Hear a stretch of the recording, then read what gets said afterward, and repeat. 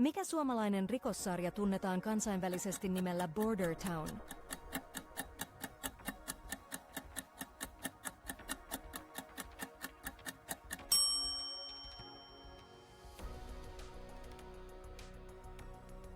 Mikä on Yleisradion oma suoratoistopalvelu, josta voi katsoa Ylen ohjelmia jälkikäteen?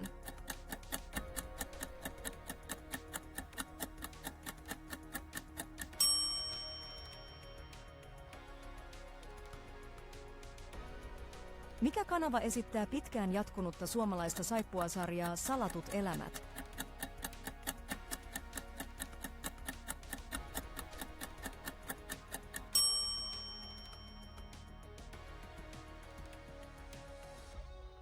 Kumpi seuraavista suomalaisista ohjaajista tunnetaan kuivasta huumoristaan ja elokuvista kuten Mies vailla menneisyyttä?